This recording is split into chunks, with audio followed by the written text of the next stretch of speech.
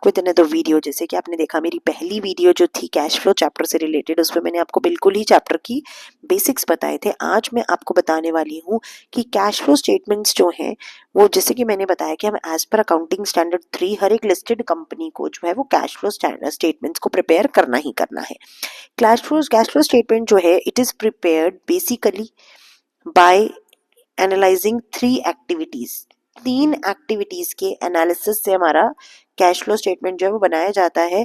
जैसे कि हमारी ऑपरेटिंग एक्टिविटी आती है, एक हमारी आती है इन्वेस्टिंग एक्टिविटी, एक एक्टिविटी हमारी आती है फाइनेंसिंग एक्टिविटी।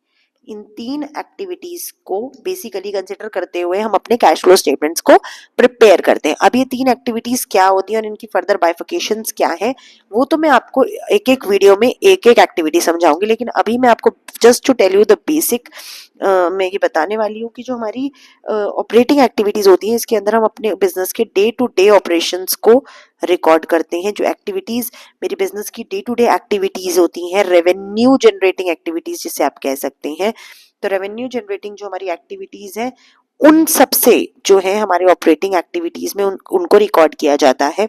इन्वेस्टिंग एक्टिविटीज बता रहा है नाम कि जिन एसेट्स में आपने इन्वेस्ट किया है उन एसेट्स की इन्वेस्टमेंट से रिलेटेड हमारी इन्वेस्टिंग एक्टिविटीज होती हैं कि किस एसेट में मैंने पैसा लगाया, किस एसेट को मैंने बेच के अपने पैसे को रेज किया।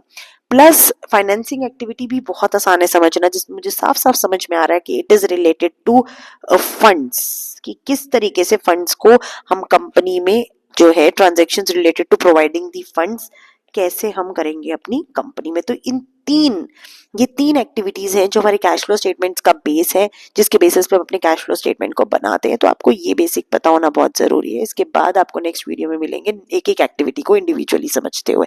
तब तक के लिए चैनल को सब्सक्राइब, लाइक, शेयर करना बिल्कुल मत भूलना।